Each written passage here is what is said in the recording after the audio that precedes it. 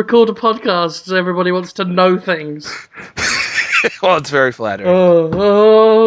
Please record your voice for an hour to 2 hours so I can listen to it in MP3 format. Oh, because I'm an American.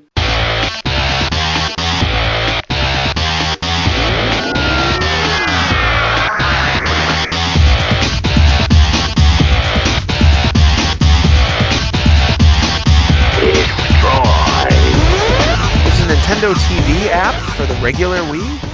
What's going on? News is hitting weirdly all of a sudden while we're doing the show. Oh, we turn our backs for a minute. Yeah, apparently there's a YouTube channel for the regular Wii now, as the console is about to become a not thing people care about at all, and also a Nintendo TV thing, which was a Wii U exclusive, I thought, which is one of the selling points of getting a Wii U, but I don't know what it does. I'm just looking at the logo now and pondering. Have they got the Nintendo TV working on your Wii U you got there, Jim? No. Nothing online works. It's, I was hoping they'd have a patch up by now, but nothing yet. They're really cutting it fine. Yeah, I talked to Nintendo 2 weeks ago, and they're still doing stuff on that. It's not because they're being jerks. They just haven't finished it yet, it sounds like. A lot of the things they're doing. Code. That is jerky behavior. It's jerky. It should be done. Well, yeah. It should be done and ready and on my plate for my dinner. I identify with failures. I've noticed on the internet there's a lot of people who are mad at people who fail. Like, this game sucks. You fucked up. And they'll be like, well, they tried. They just sucked at their job. Because I do. I suck at my job sometimes, for sure. I try, but then it just still sucks. Yeah. Once in a while. I think that's... Well, I mean, as soon as the orderlies take their eyes off you, you're sucking anything that moves. That is not true.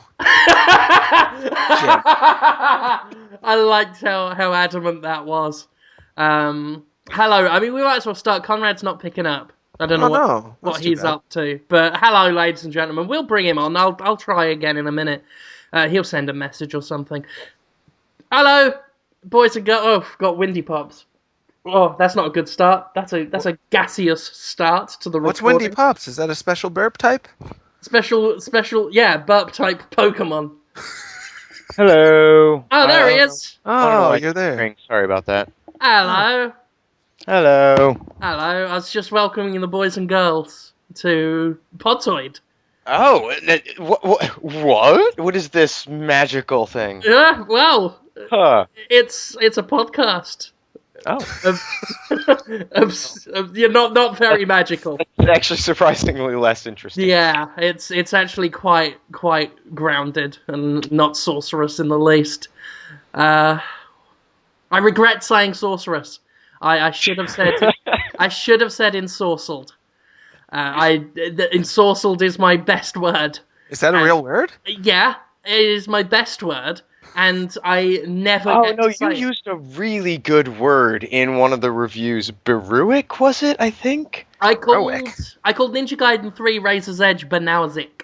Banausic. Yeah, I don't even know. I know how to write it. I don't know how to pronounce it. So I probably made myself look very stupid and exposed myself as the thesaurus.com viewing twat I really am. It's hard to... When you write as many reviews as I do, and you play a lot of crap, you run out of words for crap.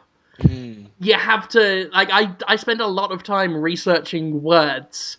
Like, how can I say mediocre without saying mediocre? And I'll throw out soporific, banausic, everything. And funnily enough, tedious, a mediocre word in and of itself, one I rarely use. So the next game I get to do that. You get to toss in tedious. I get to throw in tedious. Next time you read a review of mine, boys and girls, and it has tedious in it, know that I was very excited when I wrote that. More excited than I would be if I was playing something like Ninja Gaiden 3 Razor's Edge by Techno Cubby for the Nintendo Wii U exclusive. What did you gave that a 6, 5? I Something like that, right? gave it a Yeah. 5.5. Oh, a little jump there. A Just little a little kiss half on the star. cheek. Yeah, Yeah. just a little, just a little mwah on the rose petal there. Mwah. And the 5.5, that's a game you can play. Oh, it's playable. Mm. I played it. I I did that again. Like the best thing about Ninja Gaiden 3 was when the credits rolled and I said to myself, I never have to play that again. So you think. And then there Sigma it is. version. You never know. There it is, Razor's Edge, which, to their credit, they tried. It's a little They better, they you tried. said. Hey, they did their best. Like they really did try everywhere. Like it's full of little attempts at improving, but it's just the core of it is still Banawazik. So that is a shame. But other reviews went up. I'm still surprised Nintendo and Tecmo Koei sort of said this is what we'll lead off with. This is the first embargo to lift for the Wii U. What critically acclaimed game shall herald the arrival of our new console? Let's have a port of Ninja Gaiden 3. Ooh. It makes no sense. How small is the person who just said that? They He, sounded so small. he is Atom Ant's brother. Oh, I love him. Yeah. Yeah, I almost said Adam Ant. That's a different Ant. Uh, I'm not sure if they're related by blood. I think Adam married in. So took the wife's name for that joke to work. So don't bring me up on that. That's okay. Yeah. People, I will not let listeners pick holes in my fictional cartoon family trees. Jonathan, I will Yeah. stand for it. I will not accept this. Adamant married into Adamant's family and changed his name for his wife Susan. Susan Ant? Susan Ant, who is known more popularly as Susan B. Anthony. Whoa. That was amazing what you did.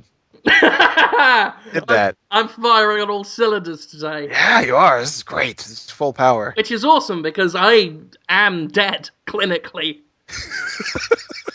It's fantastic. I've got to play video games, Jonathan. Yeah, you've got more, I heard. Long into the night. Wave 2 came today. Today I got What'd you get? Scribblenauts. Oh. Scribblenauts Unlimited, which is... I can't say that. What else did I get? Sorry. You get ZombiU yet? I got ZombiU. I've been playing good. ZombiU. Okay. I can't say anything. I know. Let me talk about him briefly. Yeah. Because I've played him, but I don't have the review copies, so I can get away with it. People have stereotyped me as a guy who likes cute fun and not violent trouble, but in this case, it's flip-flop. It's flip-flop, guys. Because that Scribblenauts Unlimited, it's just Scribblenauts some more, right? It just is. They did some more. not very. Can't get excited about it. It was a great concept, and when it first came out, it was really exciting. But that's and now not true. It's just, that's not true. I'll risk breaking embargo. yeah. They improved the enemy AI, so they're more aggressive. They brought back dismemberment after fans had complained, and Ayane gets 2 playable stages all on her own, and her tit physics are quite remarkable. You're talking about Ninja Gaiden. Oh! All the games are bleeding into each other. Oh, it's a nightmare. Whereas ZombiU, I haven't played it enough to be sure, but in a 10-minute or 20-minute chunk, it's a great time. ZombiU, of course. It's very much like the previous games in the series, but the level design's a lot more improved. You get baby Yoshis now, and they sing the backing vocals while you do the thing. That's New Super Mario Brothers U, Jim. No, it's not. New Super Mario Brothers U is where a man with, a shaved head goes, "Did I ever tell you the definition of insanity?" That's Far Cry 3, I and think. then he kicks you into a pond. That would be a real surprise for hardcore Mario fans. If they put that in. Yeah. They'd be No, sad. in all seriousness, New Super Mario Bros. U review is up on Destructoid. Go check it out. Multiple endings, new Strike Force missions. Jim. The multiplayer is, it's still more or less the same, but New Super Mario Bros. Zombies mode has been given I've done it again. Oh, fuck me up the ring piece. People were going to get... fuck my ass until I shit out of my mouth. I was legitimately excited that it had multiple endings. I believed you at first. I was like, oh wow, sometimes you save the princess and sometimes you save her, but, with a hat on or something. I was all excited, but no. Probably just the same ending with that game, right? In some endings, Bowser gets her pregnant, and the Mushroom Kingdom outlawed abortion, so they have to do it on the sly. Whoa! Dr. Mario with a bloody coat hanger. Wow! Whoa!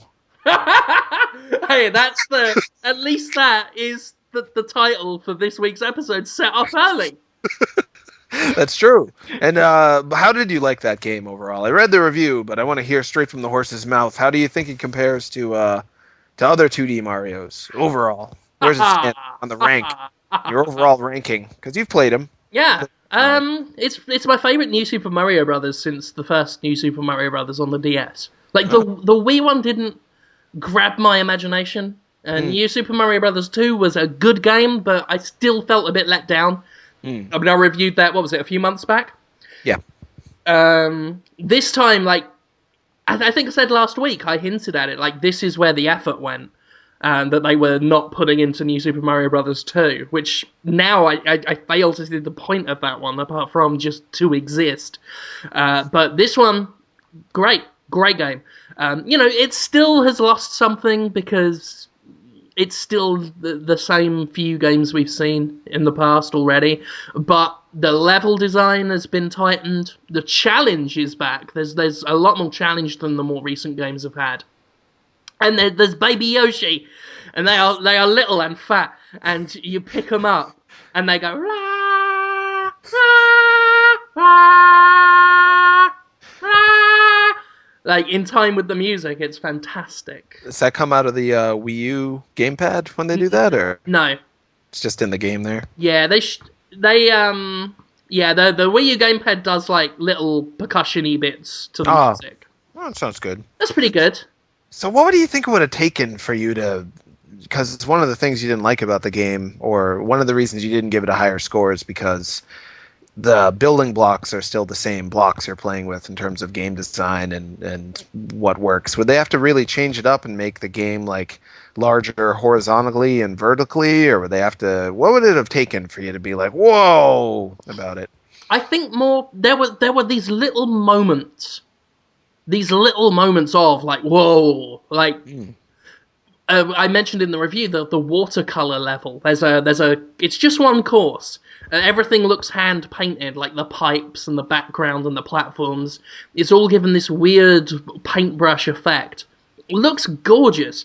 That could have been a whole world. Instead, it's one course, and all the worlds are still very, you've got the starting grassy one, the desert one, the mountainy rocky one, the oceany one, that kind of stuff, and it's still very safe in terms of the themes. And I would have really liked to have seen a bit more, just something fresh in that angle. I want to feel like I'm exploring like new worlds in the Mushroom Kingdom, not the same ones, but given different names. So I think that would have helped, because like I said, I mean the real standouts were these levels that were really quite just in terms of design and theme, just stuff we haven't seen before. And it would be really good to see a Mario game venture into some other territory, like a creepy school or a ruins of some kind, perhaps with an ancient treasure. Just something to mix it up a bit. Steal from every other genre for a while. And exactly, yeah, like I said, again, I mean, I don't want to bang on about this one thing, but it really typified it for me was that painting level. It was it was something I hadn't really seen much of before, and it looked so much like, it looked kind of out of place, but also in keeping with everything, and it was more out of place by the fact it was just this one course. And it felt like they got brave when it came to doing the occasional little anomalous level here and there. But weren't brave enough to do whole worlds with these big dramatic artistic and environmental shifts. You know, that they can do some really atmospheric stuff at Nintendo, and you know, I would have liked to have seen more of that.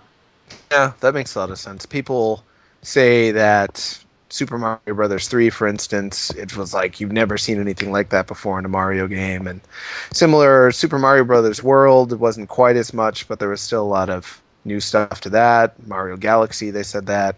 With none of the new Super Mario Brothers games have they really said that. They're all staying really true to what they know people already like and not introducing too much additional to that, which is sad. Exactly. I mean, that Yeah. Nintendo's biggest strength is in almost every game it makes, it crafts this exciting new world that you want to explore. Like even Zelda, like the core fundamentals of every Zelda game are more or less the same. Structurally, they're the same. It's like Die Hard and Die Hard 2. It's structurally the same. The exact same thing. But the world and the atmosphere and everything is just, it's so distinct from each other. And you see that with the Marios until you get to New Super Mario Brothers. And then it's all still kind of the same. And they did an interview about that and said it was intentional, and it made me sad. I remember that, yeah. Yeah. I hope this changes their tune a little bit. I hope they hear the feedback that the levels that did take risks in New Super Mario Brothers U are the ones that stood out, and then we get a new 2D Mario game that doesn't have the New Super Mario Brothers moniker and is just a whole actual new Super Mario Brothers game instead of, I mean, it really is just old Super Mario Brothers. And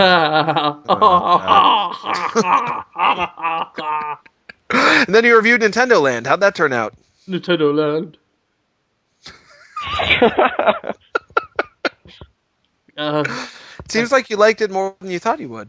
It's not going well for me, Jonathan. What happened to you? Oh, I've What? What happened to you? so sleepy. And you still have to review Skibble Knots Unlimited. Skibble, I Skibble don't Knots. have to. I don't have to. I could You burn. I could burn the house down, and no one would suspect. They wouldn't, actually. No one would think you did that on No purpose. one would give a shit. Well, it's one of the, what? You probably have like one of 300 Wii U's in the country right now? Probably not that many. I played a video game, and I thought Far Cry 3 would be happening after, because that's like out in December or something. Yeah. So I was expecting to get it at the end of November. You got it now? They sent debug this week for embargo next week. Oh my god. God. So That's it, awful. and I had to do it, and I started playing it on PC, and my PC didn't like it, but didn't tell me until I'd spent all day playing it, and then it fucked up and became unusable. So I lost a whole day to that. Then had to run the debug on the 360, the dev kit, and that it insisted on installing itself, so that chewed up a load of time. And then I had to do that in a day, which I did. I say day, it was also up until 2 a.m, and then up at 7 in the morning, and then keep playing again. So that fucked me up for the week. But I did it, and now I am the definition of insanity. So that is good. That is what that game taught me. That's in the bag. I just got to do some multiplayer, which I'll do after Sunday. So that's in the bag. Don't worry, that's banked. And then straight from there, on the day I settle down with Far Cry, Batman Armored Edition comes in, Ooh. and Warriors Orochi Hyper Force Mega Super Stab'em game. And you like that, too, I Yeah. think. Oh, You yeah. like that kind of game. Yeah. I like Warriors. I liked Warriors Orochi 3, the original. There's not a lot of new content in this one, but it's all right. But I was waiting for Warriors Orochi because that's the game that will confirm to me the gamepad's worth as a controller, because Okay. that's my jam. Mm. Is those action games. If that feels good, if I can get a Dynasty Warriors game feeling good on a gamepad, I'm behind the gamepad. Not the Pro Controller, but the gamepad. Fuck the Right? Pro Controller. I don't know if people have heard that yet. Did you announce that last week, that you didn't like the Pro Controller too much? I'm not a fan. It's in my Ninja Gaiden review. Not Right. a fan. I don't like it. But again, I lost my press release sheet thing with So embargo you're not sure info if you can... on Warriors Orochi 3. But what's Koei gonna do? I think they need you more than you need them at this point. I wouldn't say honestly. I wouldn't be that arrogant. You and wouldn't mean say and it. rude, I that's what I think. Just me talking. but I'm behind the gamepad on this. Oh yeah? So far so good? Warriors Oroshi's feeling good on it. And that's me satisfied. That's me happy. The only other thing to test is Black Ops 2. Should be getting a Wii version of that in to test it and see how that runs. Seeing how, like, that kind of first-person shooter, because ZombiU is very unconventional if we're looking at it from a first-person shooter angle. Well, there's a lot of melee in it. It's a lot of melee. It's a slow-paced game as well. So I want to look at this, the more bombastic AAA FPS kind of thing and see how that feels on the gamepad. I have a feeling for the first 10 minutes it will be awful, and then I'll just kind of get used to it, which seems to be my experience with everything on the gamepad so far. It feels, because those sticks on the gamepad are very, very stiff in terms of how they register on screen. Just the slightest nudge and you got the guy moving. Like I said before, it's kind of almost like the Vita sticks in that regard. They're very, very tight. Not a lot of ability to be nuanced with them. But it's something I've certainly gotten used to in the games where it was a problem. So we shall see. And as I said, very comfortable controller. So that's cool. That's what people are needed to come from you, because I've been saying that for I don't know, since this summer, but even before that I thought it was all right in 2011. But people assume that I just like everything Nintendo, which is of course not the case. But coming from you, Jim, a true aficionado of comfort, to hear that the controller that is not true. I am a lady of leisure. You like it when you feel good. And you are like a little cat to me I do. sometimes. And I mean that in the most affectionate way possible. And when my cat's like, I don't like it, she gets right up and leaves. But when she's comfy, she's in deep. And that's how you are. When you get comfy, you're in deep. Yes, Jonathan. And I think I would be most comfy at your house.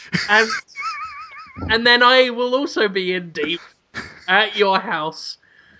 Unless you'd like to. Because I don't know, I think I'd like the feeling of being asleep with you inside me. I don't know. I was thinking this earlier. I was playing Scribblenauts Unlimited for the Nintendo home entertainment device Wii U, available in stores soon. And I thought to myself, I think Holmes needs to know. This is what I thought. I think Holmes needs to know that I would like to fall asleep with him inside me. Why did that occur to you while playing Scribblenauts Unlimited, a game that I don't even really like too much? It's a little bit good. It's like Bejeweled. I was just thinking about you in the house. That's what I do. That's a puzzle. That's puzzling. It's how I keep together. That's not keeping together. In the house, in the car, in the shower. This is what he thinks about. some would call it a symptom. I consider it the cure. I hear that all the time. Boy, I've been having those conversations at work lately. Day job, woof. Oh yeah, you said, because that was one of the reasons why we're recording late this week, listeners. Oh, yeah. Because, I mean, I really shouldn't be recording now. I know. literally don't have time for this. Yeah, we should end pretty literally soon. don't. But, you know, I was able to make a bit of time yesterday. I'd just beaten Far Cry and was like, okay, we can do this. And then we had problems with yourself, Holmes, because you also are very busy. Hectic day job at the hospital, at the mental hospital, at the druggy mental hospital. That's right. Yeah, it was... You work at. And I'd just like to say, on the record, in public, because I've kept quiet about it, because, you know, I'm sure some people have heard that you've had trouble at work and everything. I'd just like to say that I wholeheartedly reject any and all accusations made about Jonathan Holmes. Great, I think. How's this going to backfire? This is going to backfire for me. Yeah? He didn't say or touch anything or anyone.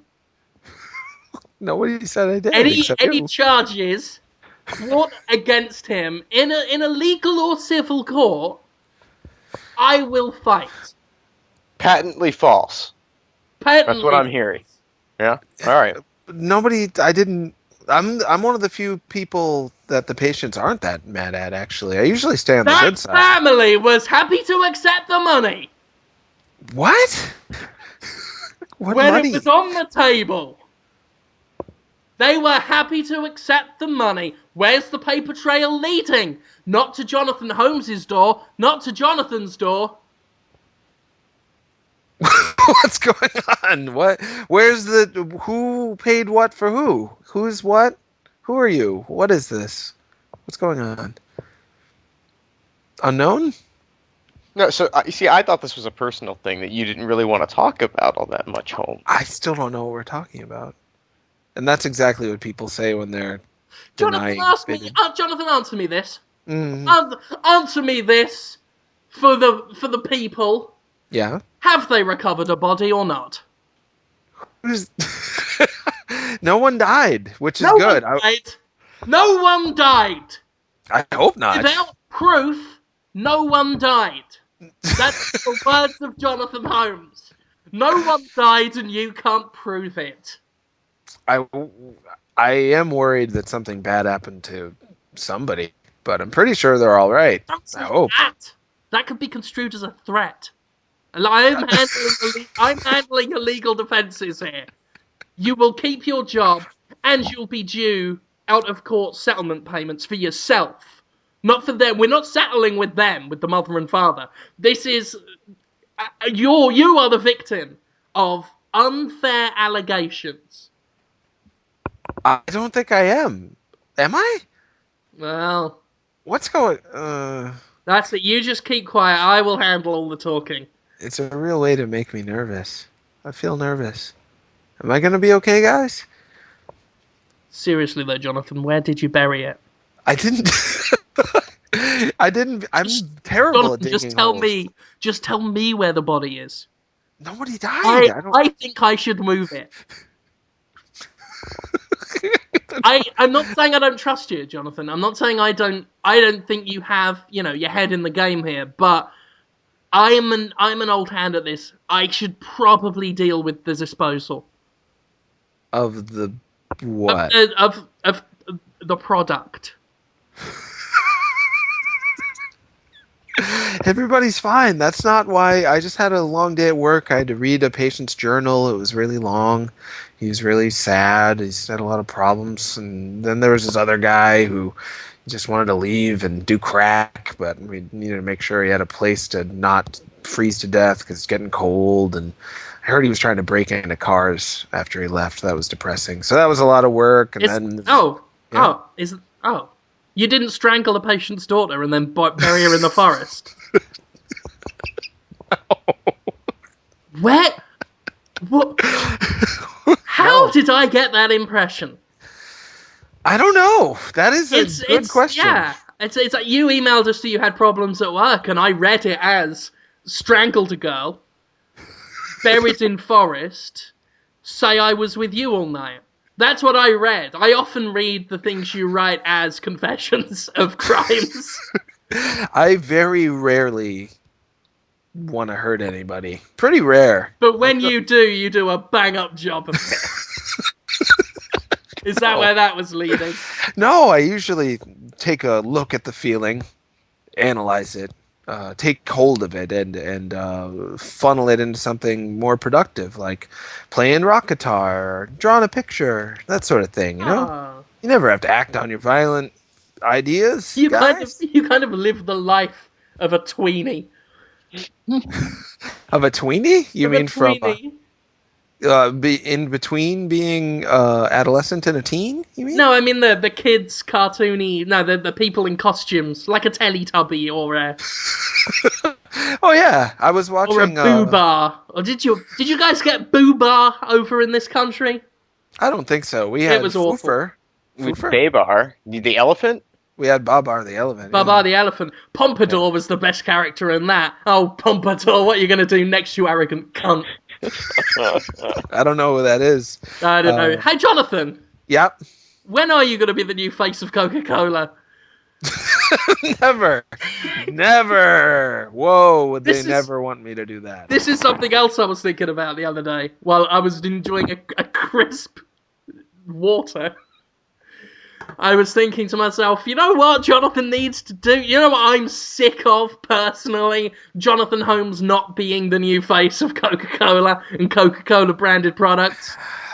My face isn't always the worst, but it sometimes is. But for when sure. it is, it does a bang-up job. Yeah, sometimes. I was watching, accidentally saw a little bit of something with me in it, and I was like, oh, gross. I had like this big, like blotchy mark on my chin, and my nose is too short, and my cheeks are too big, and I look tired, and I'm bald, and just, ugh. Every once in a while from the front, I look all right. But... You look like a puddle of Coke. It's perfect. That also is blotchy and brown, and has big ears, and is bald. There's no hair in Coke, unless you drink it the way I do. The Clarence Thomas pubic hair Coke, you remember that one? That's a story. So is that an actual flavour? He allegedly put a pubic hair on a Coke to hit on a girl once. It was like, look what I can do, ladies. yeah, That that's the story idea. just seems so ridiculous on the basis of anybody thinking anyone would ever find that sexually, attractive even at all. suggestive, or let alone, Yeah. and it just doesn't. The message it sends is, you got, a stinky Coke, maybe. Maybe some pube stink on there. That's it. It's the only Yeah. message you get. Mind you, how smelly is one pube gonna be? It's a good question. That's a good challenge. If we could do a competition with the Podtoid listeners called "How Stinky Is Your Pube," where It doesn't seem like a very effective. I mean, like you'd have to do it in front of them. I mean, it's not something you could surprise them with. Otherwise, they just happen upon the can, and it's like, oh look, a can of Coke with a pube on it. It's not, oh look, a can of Coke with his pube on it. Yeah, just any old pube. you'd have to wait till they like pick up the Coke and look at it, and then they go, oh, there's a pube on this, and then you have to jump out the bushes and go, ha ha, joke's on you. That's God forbid, you put the pube on the can, she comes there, she finds it, she's like, oh my god, who is this? And then exactly. You gotta be ready to get in there. Dave down the hall could be scooping up on that shit. Be like, that's my pube, baby. How do you like that? And then she'll have to go around like Prince Charming and match the pube to the mons pubis to find which one fits. And then the ugly stepsisters will come in and say, oh no, get a look at this fanny and put it on that. or something. But anyway, if you do, if listeners do want to get one pube off themselves, and then just make it as smelly as possible, just dip it in stuff, run it along things. I want one pube, and I want to see how smelly it is, and I would like that mailed to Jonathan. No. And so someone's got to verify it. Then what? Do I have to give them a prize after that too?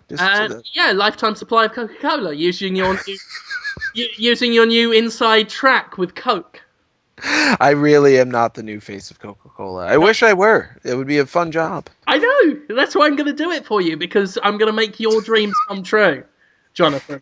You're I'm gonna do it gonna for make me? you a star. I ain't gonna be in show business. It's gonna be great. Yeah, you're gonna be the new face of Coca-Cola, Grandpa Cola.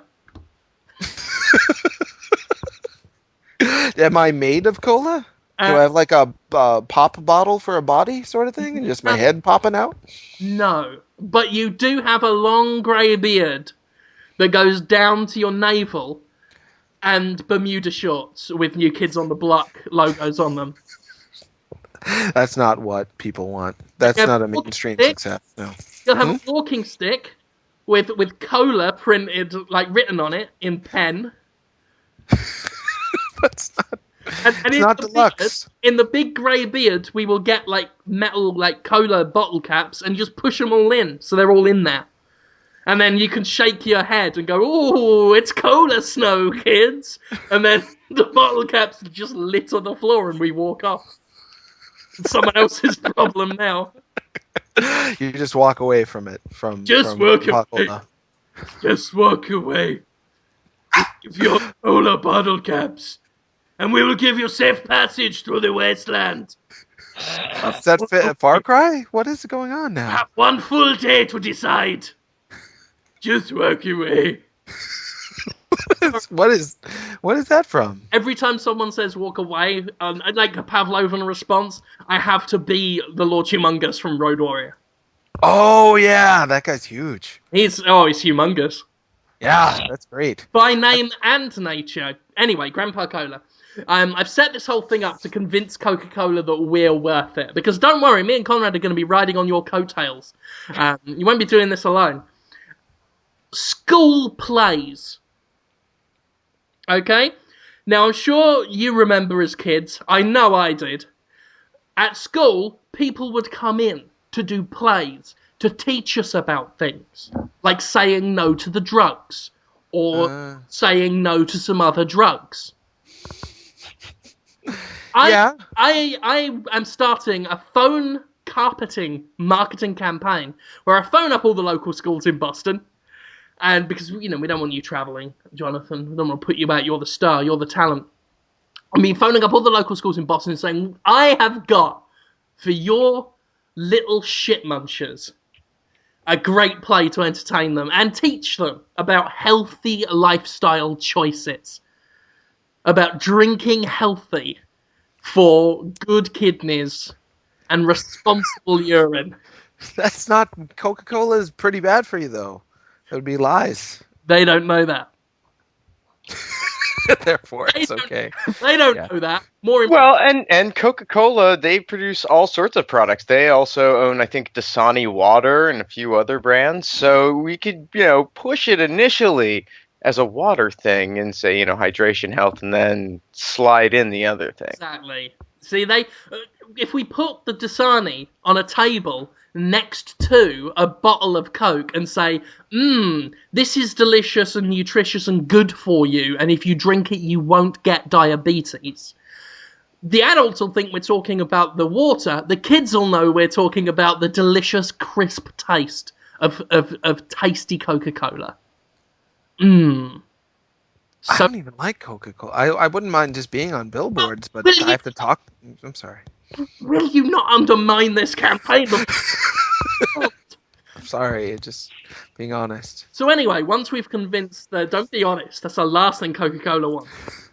Alright, once we've organised the play, we get the kids pumped up by playing the Heat is on, the Heat is on, except we've reworked the lyrics to go, the Coca-Cola is on. I love that song. Glenn Fry? The Coca-Cola is on. Oh, drink it up, drink it up.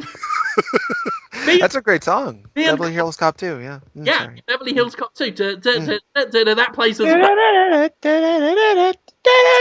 It's a great song. Sorry, yeah, it's awesome. Me and Conrad come out. Conrad's dressed all in blue. I'm dressed all in red. T-shirts and shorts and baseball caps on backwards. And we come out and we're like, yo, yo, yo, the kids. We are a pair of cool bros like you see in your rap videos. And we're here to tell you about being healthy and You, drinking good Coca Cola products for make you live for a long time. About Get- adult mom and dad so you can watch TV.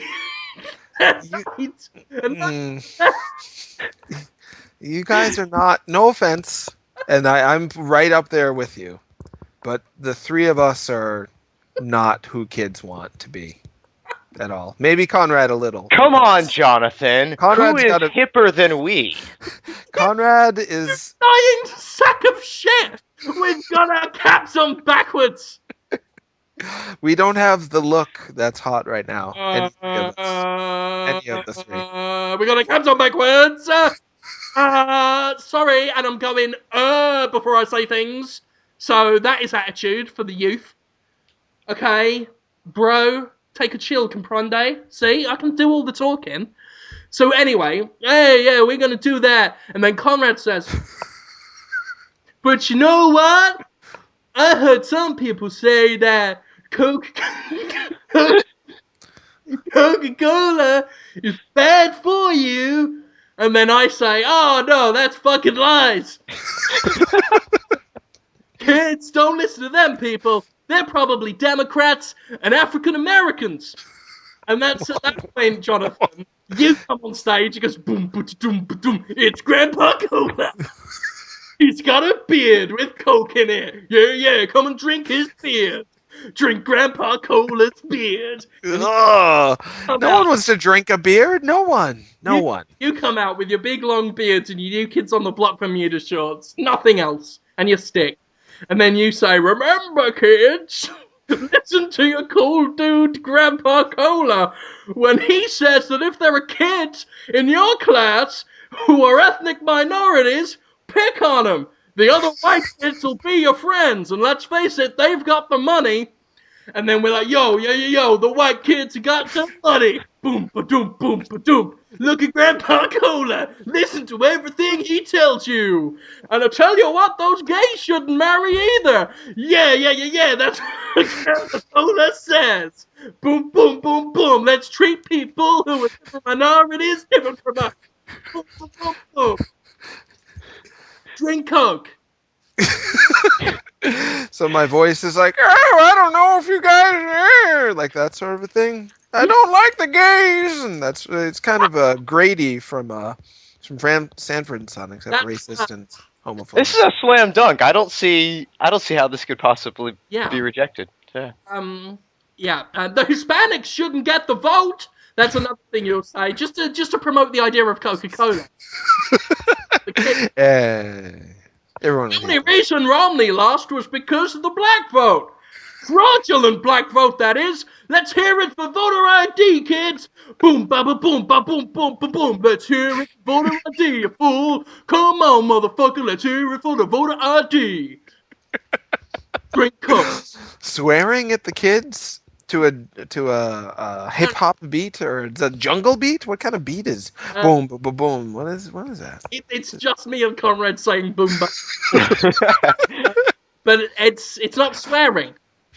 It's not swearing. We're not swearing at the kids. We're being passionate towards the children. That still doesn't sound that great. So basically, we need you up there, Jonathan, with a beard, just saying all of those things that I just told you to say. It's not the worst idea you've had Pretty, for me.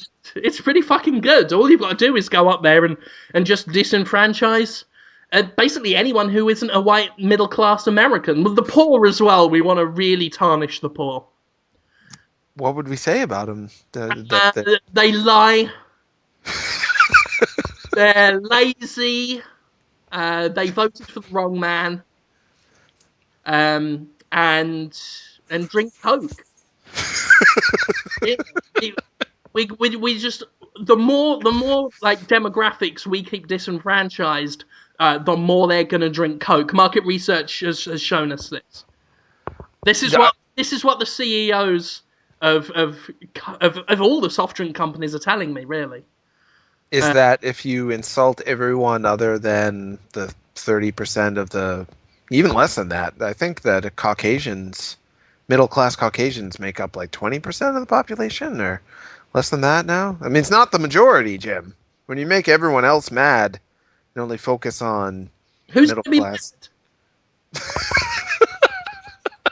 All the people that we called lazy and liars and No, said they shouldn't be allowed to get married. And Why would they be mad? I we don't understand. we're putting on a show specifically to entertain them.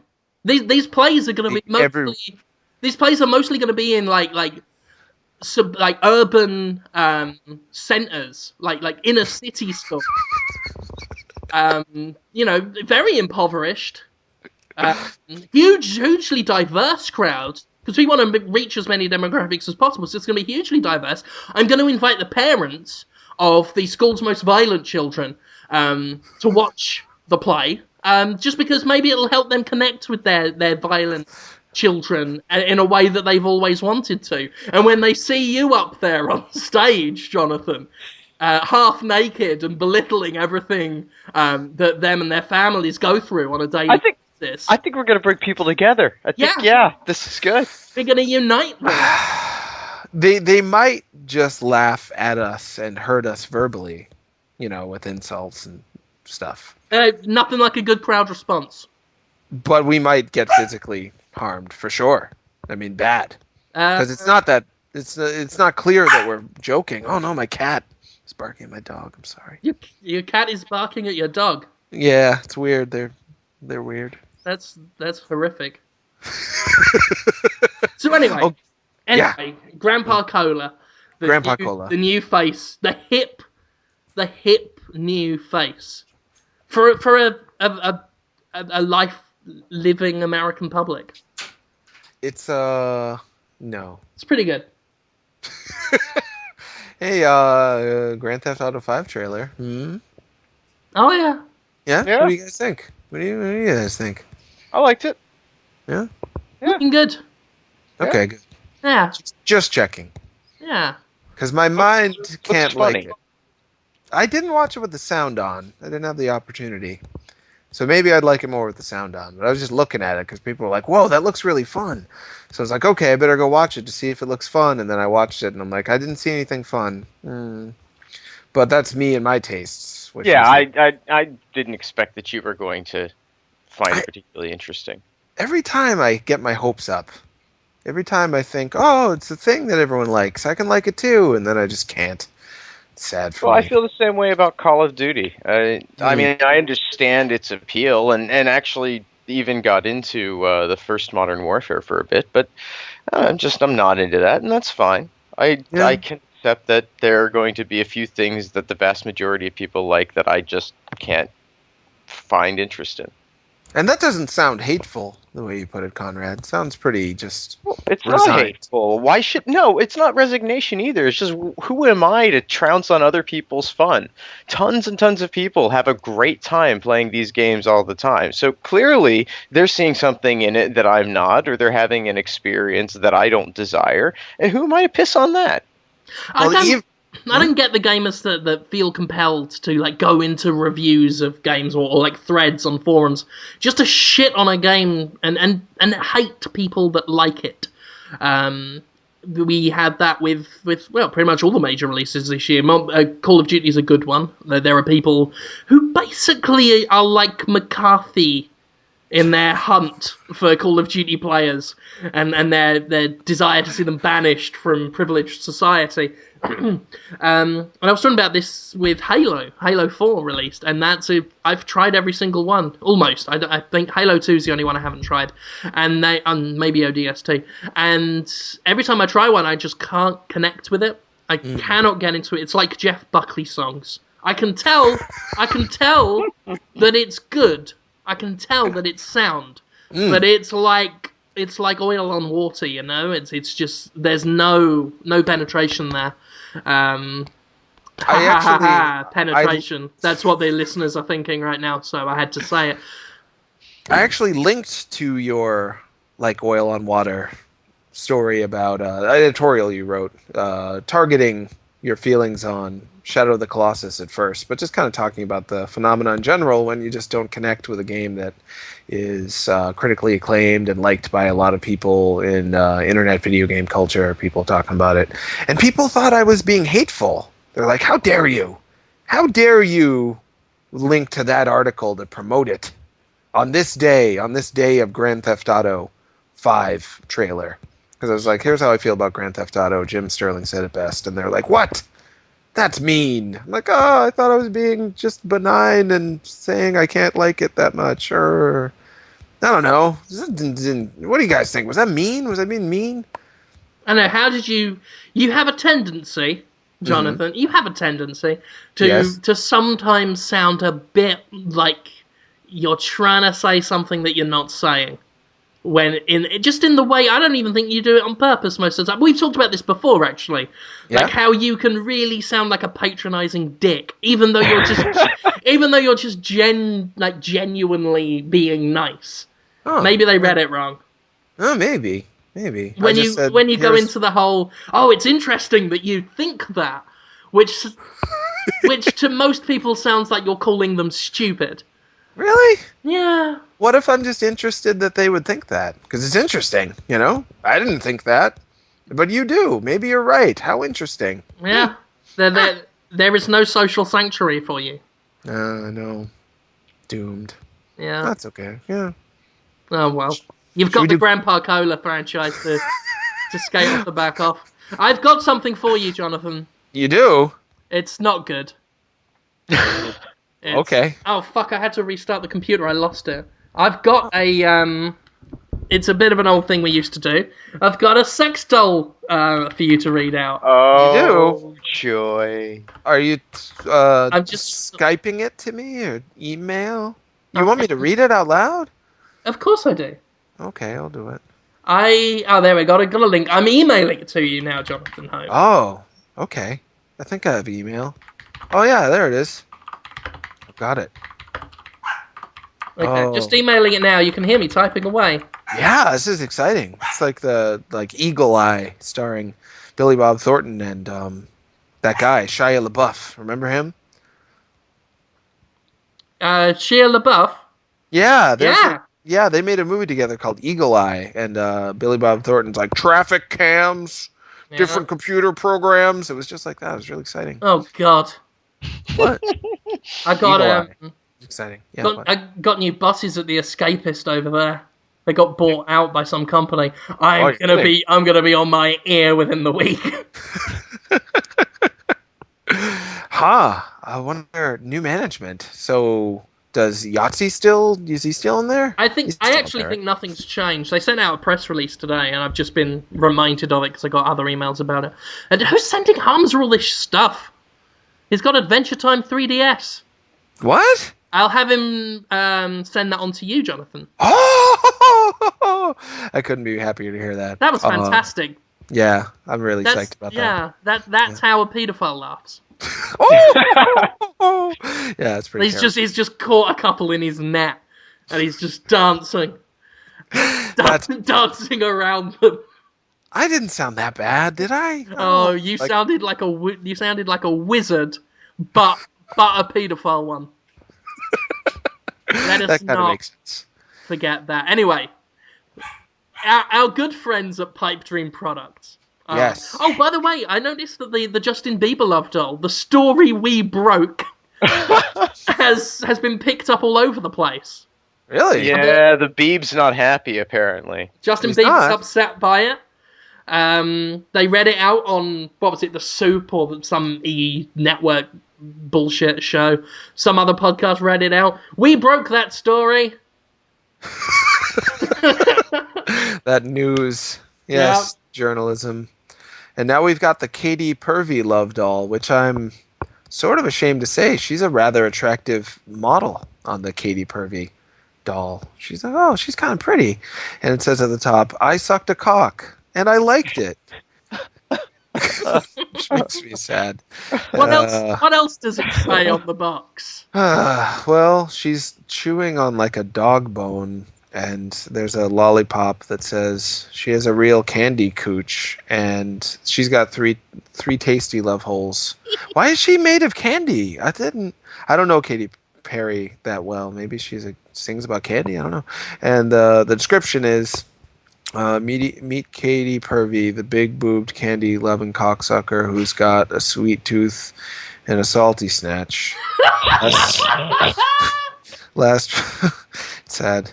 Last Friday night, this curvy carpet muncher kissed a girl and liked it. Now she wants to suck and swallow some hard candy. When she's not slurping slits, she's taking creamy cum loads in her snatch and down her hatch. Her teen dreams are filled with lollycocks, cum drops, and cream pies between her thighs. Squeeze her huge milk duds. Smear her cherry chapstick all over your cock and give her a juicy jizz bomb down the throat. How many? This really makes me feel so bad. How many licks does it take to get to the center of this sexy sweet tart? That's how it ends. Oof, that was really soul crushing. Just imagine the man that sits and writes these. Yeah. Exactly what I was thinking. Cum drops. And imagine inviting him round to look after your kids. What do you do for a living? I write libelous sex doll summaries on the No. All right, look. When people come to me and say, "What do you do for a living?" I say, "I'm a writer." And I leave it at that. And it's not even that I'm ashamed of what I do. It's that explaining what it is can often be not worth the effort. This guy, no way in hell is he actually going to admit to what it is that he's doing. And he's probably just some schmuck who needs to get paid. It's probably contract work. I might actually know this guy. I know a bunch of people that are like, "Oh, I do copywriting. It's not really worth talking about." And they just leave it at that. It could be anyone. Could be a guy down the street. There's about 5,000 of them operating in secret around them. It's like the Illuminati, but far less impressive. Do you think that they write a draft and then they have a supervising manager who's like, "No, not cum spots, cum drops. Got to be drops because it's a candy theme." And then they have to go to rewrite. We gotta be consistent, Roger. Yeah. Our clients come to us for the pizzazz. Salty snatch. Salty snatch was good. Yeah. Not stinky snatch. Salty. Make it salty. Yeah, who knows? We need to play off of the contrast there. Between salty and sweet. Yeah, exactly. No, I see what they were doing. There's a wordplay. You know what? This is someone who legitimately wanted to do, like, actual poetry or prose or something for a living and wound up stuck in this, and they're so bitter and angry that they come out like this. There's a frustrated Irish writer with a scarf, wearing a scarf indoors, drinking cheap boxed wine. just thinking, salty snatch. That's grand. And he just types it in, and down her hatch. Oh, yeah, right. It does say that. Yeah, that's exactly how it goes. Assumpta, we're drinking bottled wine tonight. I'm gonna do the questions. You don't have much time left. How are you feeling? How are you guys feeling? Good? Yeah, doing alright. Certainly excited about that. Yeah. Let's see. Shap Hull, who I haven't even asked questions yet. They're already coming in. Wants to know if there's any comics that we want to recommend, non-superhero comics from the 90s. You guys have anything? You read comics, Conrad? I don't think you do. I tried to for a little bit in the 90s, and yeah, I mean they're all right. I like to read about comics on Wikipedia. That's what I like. You're not alone on that. Yeah. Saves you money and time. Yeah. I do the same. Apart from the recent Dark Knights, which have been about the Scarecrow, which I think we talked about on Podtoid already. Yeah. Did he say non-superhero comics from the 90s? He did. The only ones I read were the Aliens ones. Oh yeah, those are really good. They Mark were Verderhaven or something. Yeah. Yeah. Well, the first run was that felt like a proper sequel to Aliens with a grown-up Newt, and Hicks is in it, and he's all melted, and they're looking for Ripley, and then there's a religious cult on the. Did you read that one? It was a good one. Oh, I thought of a 90s Transmetropolitan. That's a really good one. I think that's 90s. I don't think so, but it's pretty No? close. I think it was early 2000s. I could be wrong. No way. Really? No, it's not that late. I trust you. Yeah, because he was doing Dr. Sleepless in the by like 2003, 2005, somewhere in there. Dang it. You know your stuff, dog. It's pretty good. Well, Warren Ellis is like the only guy whose comics I've spent any time actually reading. That I can, like, he's one of the few comic authors I was like, by name, I was like, oh, I'm probably going to enjoy this to some extent because it's written by Warren Ellis. Yeah, he's good. I don't know what he's doing now. I haven't kept up. Should look into it. Started in 97 and ended in 2002. You're smart. You knew it. Smart guy. I would recommend to Podtoid listeners you look into Dave Cooper's comics, because they are a lot like Jim Sterling's mind. You might just be bored with them, Jim, because it's just like, oh yeah, those thoughts. I already have those. But for other people, they'll be like, holy, how did he do it? Wow. There's specifically there's a triptych called Suckle, Crumple, and Ripple. And those are good. The first one is about a boy who hatches from an egg and wanders into the city and ends up in a suit that makes him look like a muscular man, and a one-breasted prostitute tries to eat. It's got a lot of nudity in it, by the way, and liquids. So that's the first one. The second one, Crumple, is about a young man who finds out that his girlfriend is a lesbian and gets depressed, and then slowly finds out that all women are in league with aliens to turn men into semen dispensing machines and only be used to help reproduce while they have sex with weird alien creatures. That's a good one. And the third one is about a comic book artist who falls in love with a really fat teenage girl with braces, and they have an extremely dysfunctional relationship. So check it out.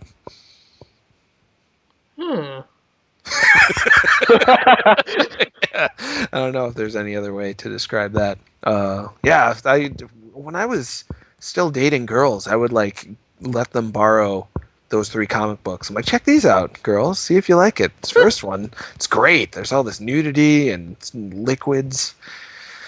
And that's sometimes they liked me too. That is definitely a filtering process. There was one girl I dated for a year and a half after starting off with that lead. Pretty weird. Do we have time for more questions? I kind of talked your ears off on that one. I'm sorry. Went for longer than I thought. Yeah, let's do a couple. Okay. Our friend Toby, Sir Toby Carlson, haven't heard from him for a while. Good to hear from you, Toby. Asks, who would be the surprise killer in a Podtoid staff-filled slasher movie?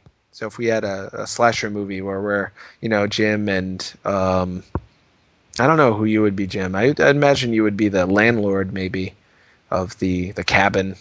Conrad would be the elder. He's trying to keep an eye on everybody.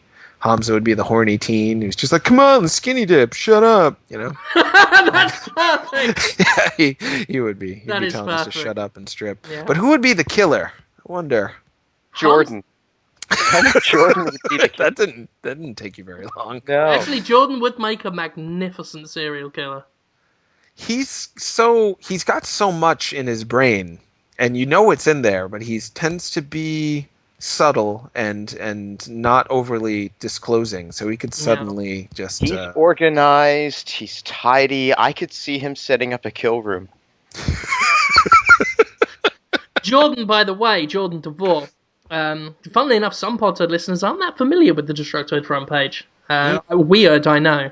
I like to imagine like Podtoid is their only source of entertainment and therefore informs everything they do.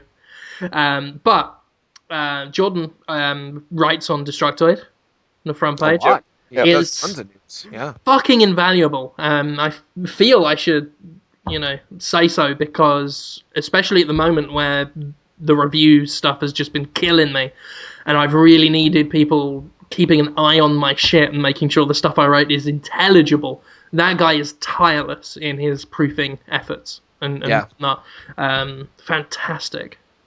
And totally just selfless in it. Just like I remember him saying once that every time he proofreads, it's like he gets experience points in his mind. He's like, gotta level up. I'm like, no, you don't. You must be exhausted. You've read my 28-page review of Animal Crossing. You must want to kill yourself right now. But, no, thanks for the proof. I'll do it. We love you, Jordan. Yeah. Patty Carr wants to know, what's our favorite thing about doing Podtoid? For me, it is the constant surprises I get from my friends. I never know exactly what you guys are going to do. I love it. It's just fun hanging out. How about you, Jim? What do you like about it? The constant surprise in your voice. That's fun. That's good. Yeah, it's hard to say what the best bit about it is, because it is really, when you go down to it, just recording and talking. There's not a lot of nuance there in terms of what we do that has multiple elements that I can pick out and say that's my favourite bit, because my favourite bit is just it. This is actually, the highlight of my working week, as I've said before, being able to do Podtoid. There's absolutely nothing in it for me professionally. I don't mean that in a derisive way. I just mean it's something we do in our spare time, just to give the listeners something extra to enjoy, and that is awesome, and it's just fun to do. We wouldn't do it if it wasn't fun. So I guess that's it, just being able to have a good old laugh. Yeah, friendship. And I should have said, now I'm thinking about my answer and how it sucked a little bit, the fan reaction and the fan art is amazing. I would, if fan art keeps me going. I will never stop doing this show as long as there's fan art. Another personal highlight is posting, just every time. It's a bit of a ritual. Every time I hit the upload button when I'm uploading the file, I go on Twitter and Facebook and just say Podtoid number whatever, and then give the title name, and then say it's uploading soon. It'll be on iTunes and the usual feeds. And then I watch people's reaction to the title out of context and try and guess what led to that, and just react with surprise and disgust. That's always a joy for me, is doing that, because from the outset I decided I was always going to take a direct quote. Sometimes I forget them and it's a little different, but usually I aim for a direct quote from the show, just pulled without the context, and let people just guess, and then hopefully it's a nice treat for them when they listen, and they're like, oh, okay, now it makes sense. It shouldn't, but it does. I always worry that's going to make them think it's going to be funnier than it is. I never think that I'm funny enough, or funniness is all the time. But people like the show so much. They tell me almost every day, oh, you guys are funny. You get me through my work day or my long trips, or blah, blah, blah. It's awfully nice of them. I have another question, unless you wanted to answer, Conrad. I didn't mean to talk over you. No, I don't like anything about this show. I guess Spamfish has asked us that Journey has been nominated for a Game of the Year. I don't know through what outlet. Maybe it's that Grand Wizards of all the game journalists thing that Dale's a part of. Oh, the Video Game Awards. Yeah, something like that. He knows that I wasn't a fan. I didn't dislike the game, but I didn't take to it. I didn't just... it took me a while to get involved with it, and even then I lost interest pretty quick. But he's wondering what we think of the fact that a game like that has been nominated for Game of the Year, and what that says about how Game of the Year nominations are changing and how people look at video games differently. You guys think it means much? What do you think? No, I don't think it really means a whole hell of a lot. Jim? If that is the VGAs, I will be stunned. I will have to check that. I will find that stunning. I mean, in the grand scheme of things, it doesn't mean a lot, because the VGAs don't mean that much. It is more or less just, another event. of which the game industry has too many, if you ask my opinion. But it's a nice thing. It's a nice thing. I mean, usually the VGAs are just the what video games have big budget awards, not really the best games. And seeing Journey on there, that's interesting. That's encouraging. I like the idea that we could get more weird and non-mainstreamy type games up there in a big public arena and getting people's attention. It'd still be a long time before we'd ever see the likes of things like Lone Survivor up there, no matter how deserving such games may be. But that's pleasant. I'm not indifferent about that. I'm not upset by that. I'm not over the moon excited, but I'm pleasantly surprised. Yeah, I'm slightly happy about it. It's opening a door, and it's moving towards a look at video games and the bigger outlets like that. The way they often look at video games is what's the most exciting power fantasy we've got this year. And Journey is not much of a power fantasy. It's a meditative, kind of pretty painterly thing that does a good job with what video games can do that other mediums can't.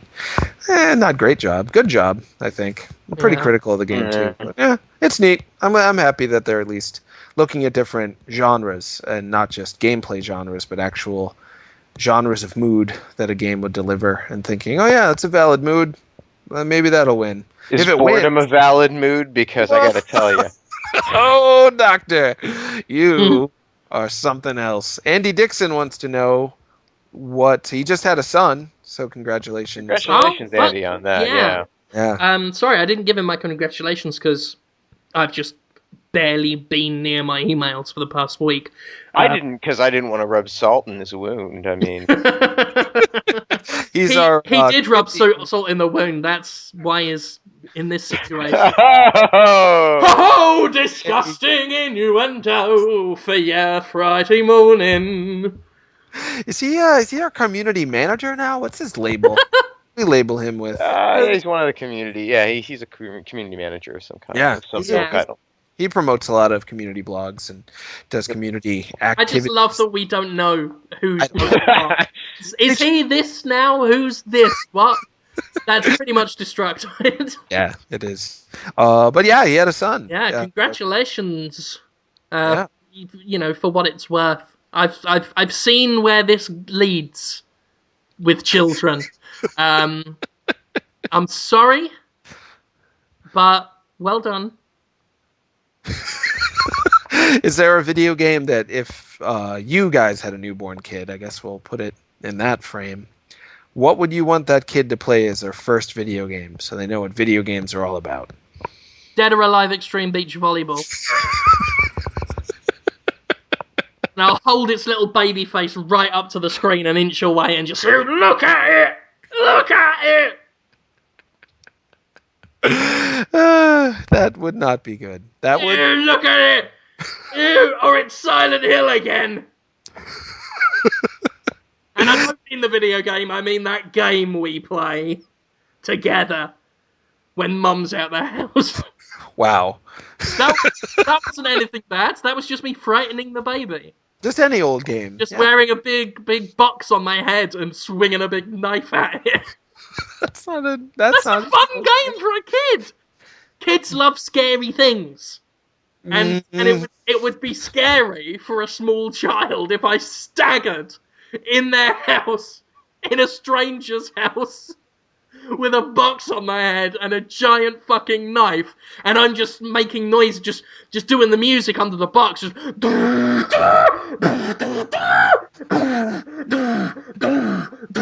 I'm just swinging it around and knocking stuff off the shelves, and the mother and father are like, get out of our house, call the police, John.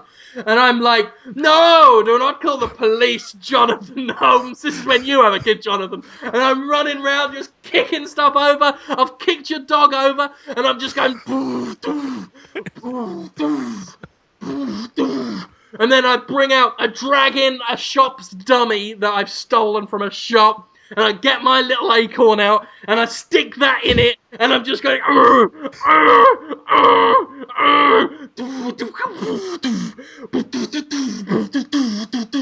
drink Coke.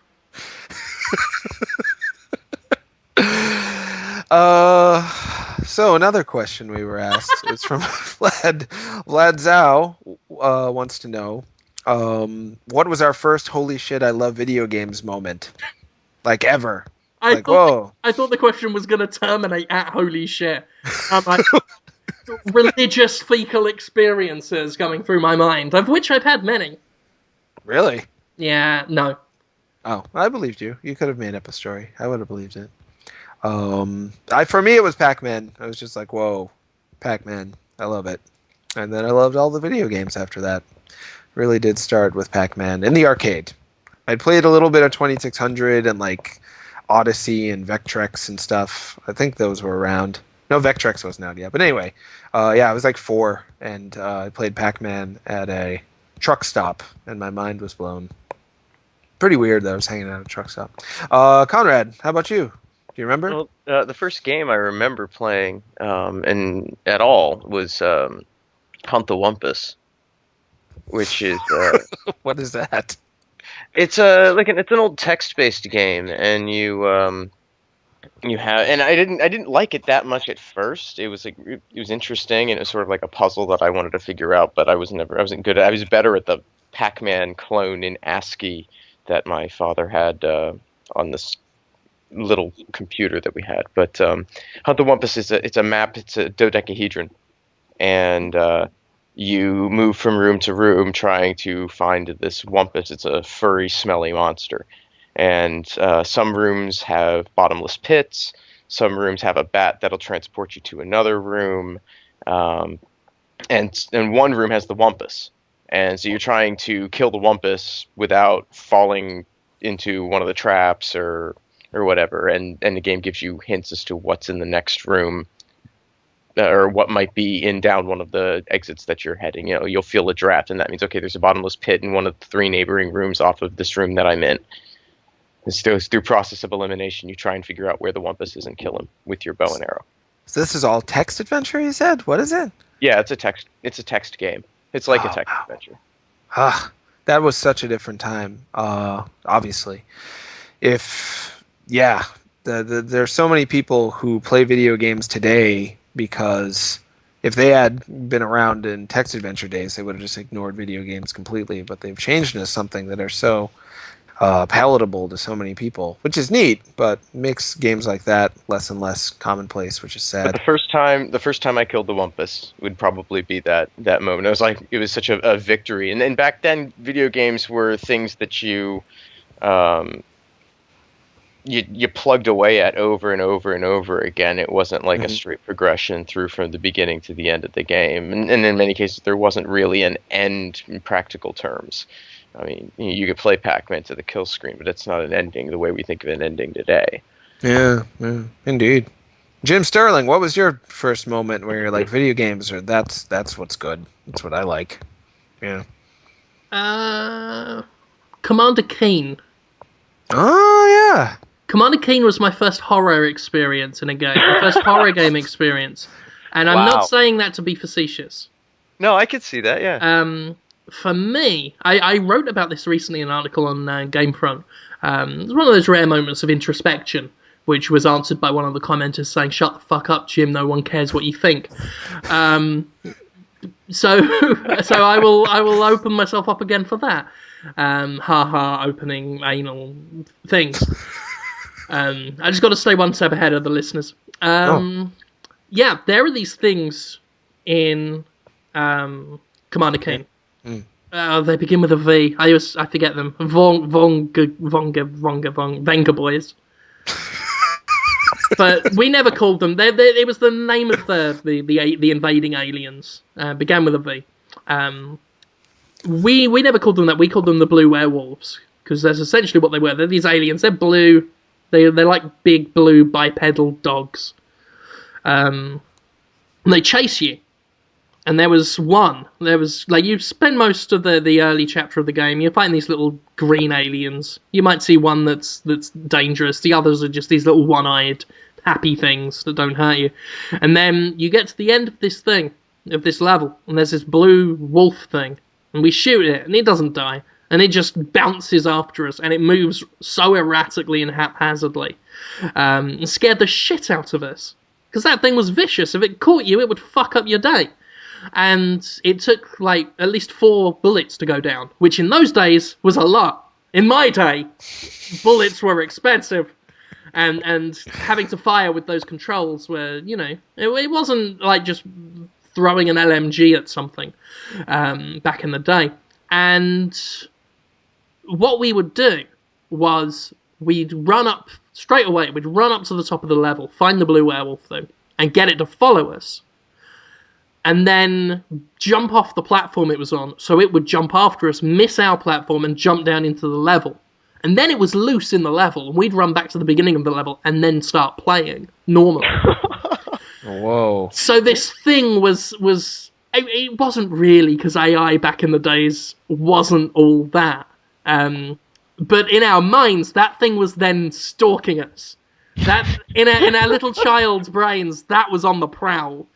And it turned the thing into a horror experience, the likes of which I would later discover in, you know, Clock Tower and Resident Evil Nemesis and that kind of thing, of this idea of the stalking monster that's coming after you and relentlessly chasing you.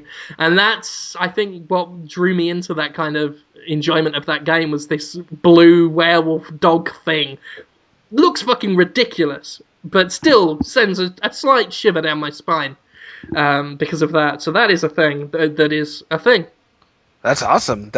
It was like you broke the code a little bit of the game, because you knew that enemy wasn't supposed to be in that part of the game, but through your own error, you like unleashed Pandora's box of the Venga Boys. blue werewolf Venga Boys. Yeah. That's awesome. That does sound legitimately scary. There's a lot of ways. I get sad, guys. You know this. People will say, oh, that's not a horror game because it's not spooky. Or that is a horror game just because it's got like mood lighting and loud noises and creaky doors and stuff. But that doesn't necessarily make something scary.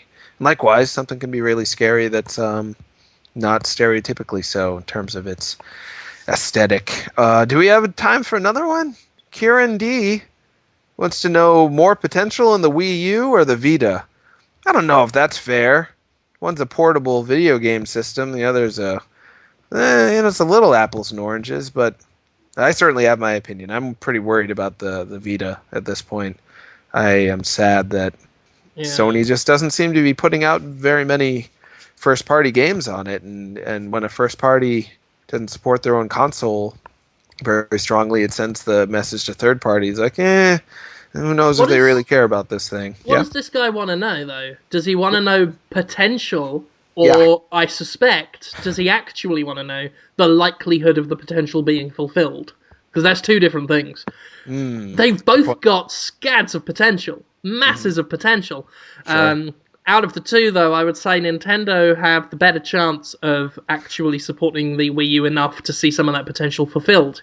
Whereas Sony seems to have already gotten bored of the Vita, as they do so many of their products, and just fucked off.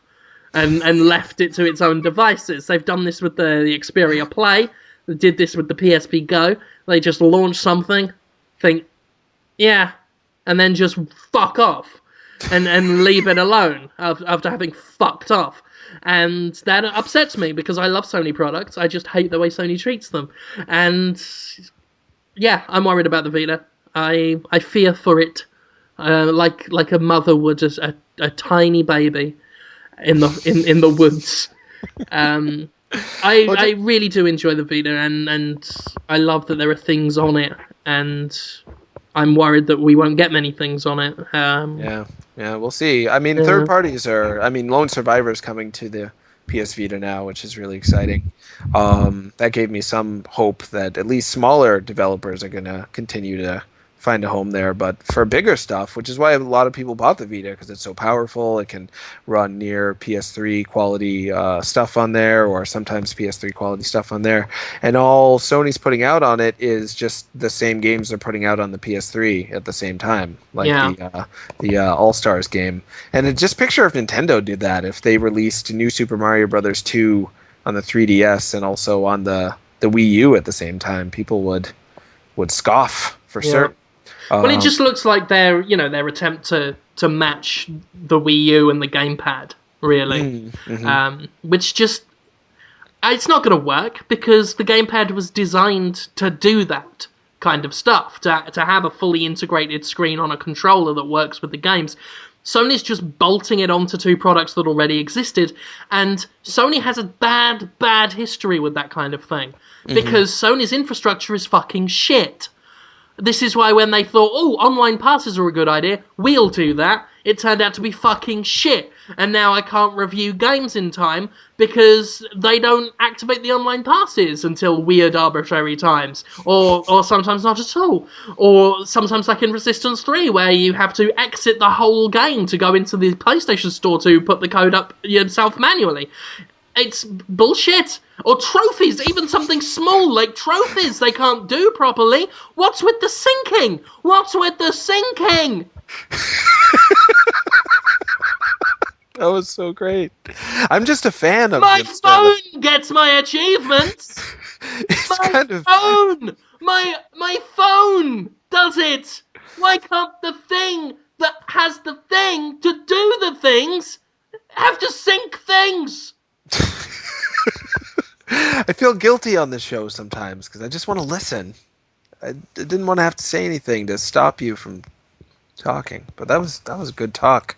This I think you did it, Jim. This America, this. It was Little Big Planet karting where they didn't put the online until like an hour before embargo was up or something like that. Didn't they do that recently? They did it the night before the online pass finally went the night before, and then I had to fuck with my online settings to get it to work anyway. So I missed out even beyond what everyone else's time. So that was a weird time for me. God. I hate video games now. I've played too many and now I hate them. And as a reward for this week of hard work, I'm going to get Black Ops Declassified on the Vita. Oh boy! To review? You have to do that too? That. I don't have to, but sometimes I feel like it would be cruel to make others do these kinds of things. That and you know, I know for a fact I've got a Vita, and I will have the time after Sunday. And Holmes has got it, so he's going to have to mail it on or something weird. So by the time I get a copy, I'll be free, so I can do it. Plus, a lot of people have asked me specifically to do it, so we'll do that. Nihilistic are doing it. That's good. Heard all sorts of fun stories about Declassified. I know Colin Moriarty was he watched an enemy crouch behind a car and try and shoot through the car until the car blew up and killed him. So that sounds like it's going to be a real laugh. I've also heard the campaign is 45 minutes long. What? No, really?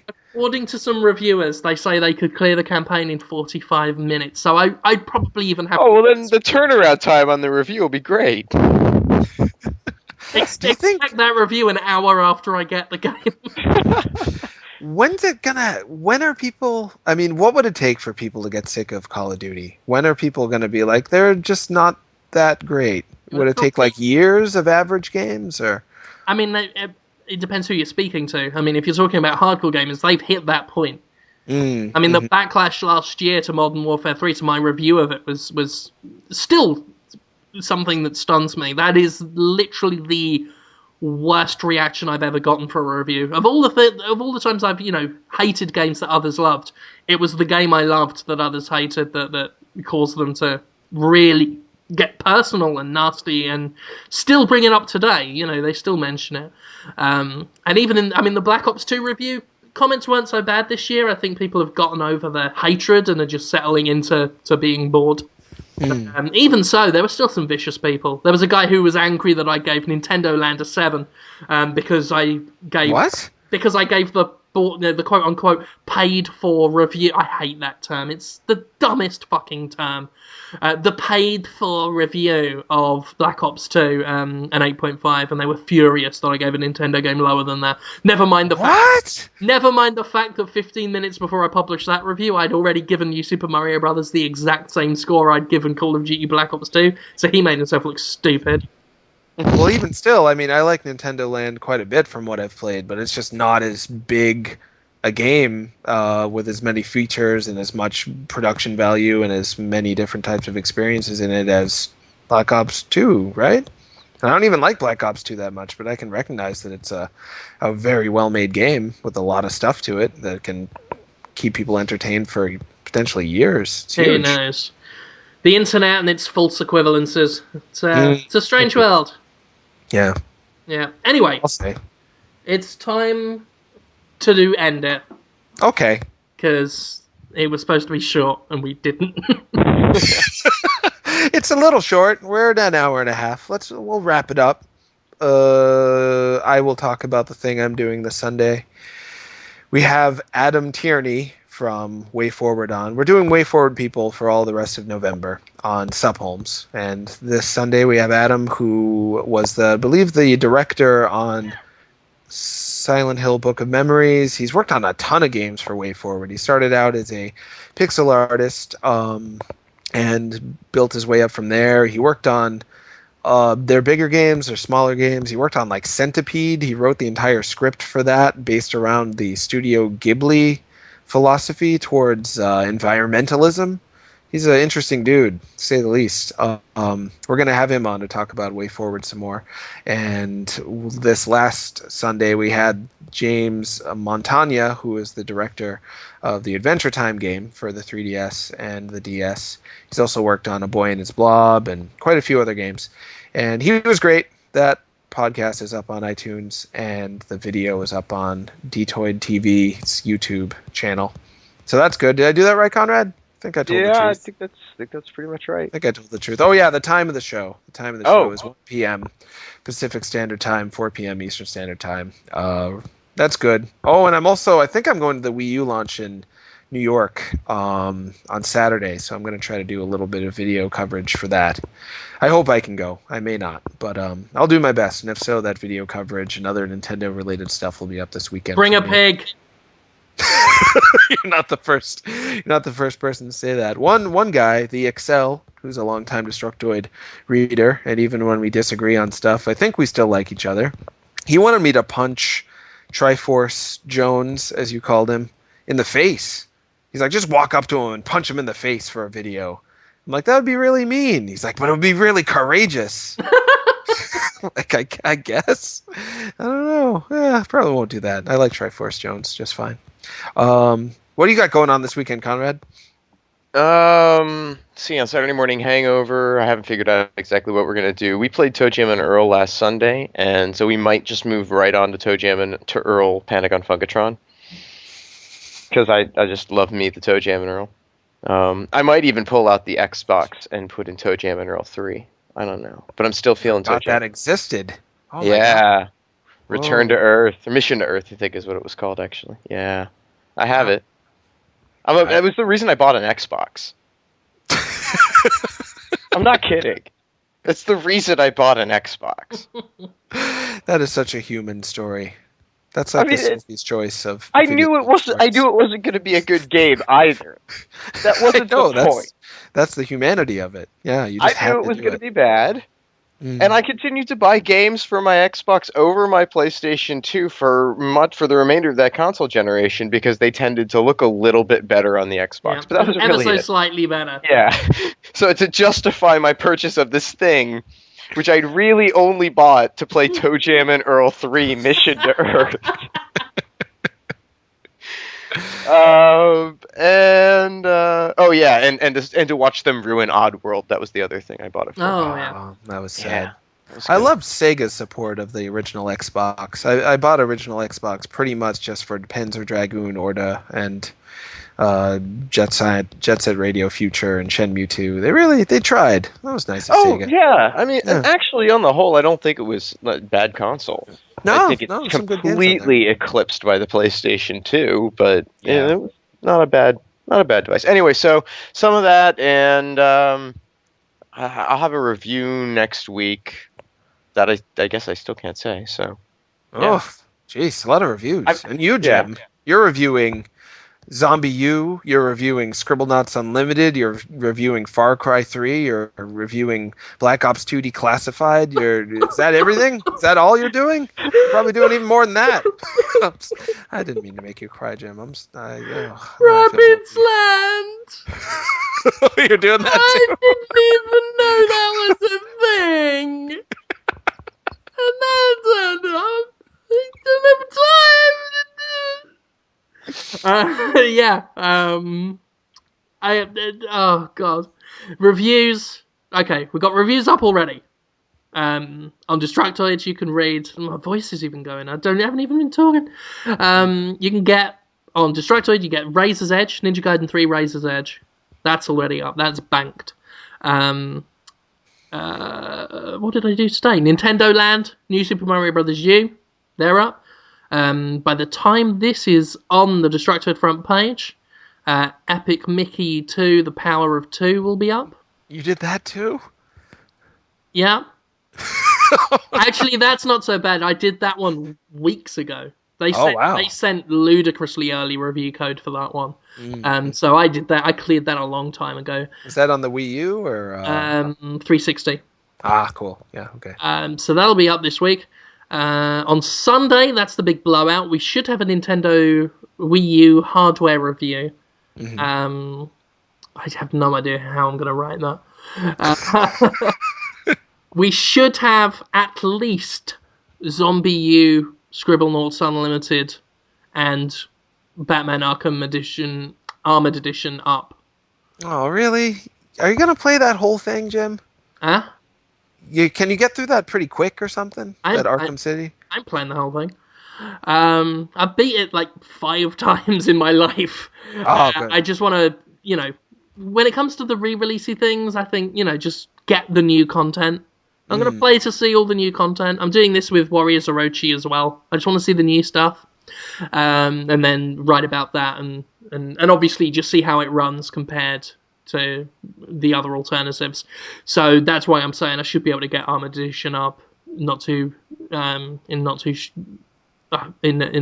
fuck the English slang. I'll get it up. It'll be there. Don't you worry. Maybe on Sunday, if not Monday, we'll be looking at Rabbids Land, Warriors Orochi 3, and anything else that I've forgotten. And maybe I'll take a photograph of the Madden mugs. Oh yeah, how is that going to get reviewed? How the hell? I can't do it. I wouldn't insult myself or the readers. Or EA. It would be an insult to everyone, to all humans everywhere.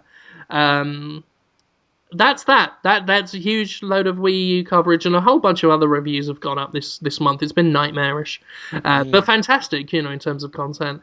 And over on The Escapist, maybe for the last time, because the corporates are going to boot me out for being too radical. Probably not. But if you go to escapistmagazine.com, the Jimquisition is a show I do every Monday. My last one was called Touch Waggle Swipe. And it's partially based off a rant we did on Podtoid a few months back, where I was having a go at people turning things into tech demos for no reason, even though the tech's been demoed. So that's cool. I apologise, that was very rambly. I'm now at that point of tiredness where your limbs feel like everything in them's been taken out and replaced with like teddy bear stuffing. You're still better at talking than almost everyone I know, Jim, if not everyone. You do a fantastic frickin' job on this show, my friend. Thanks. I mean it. I mean it.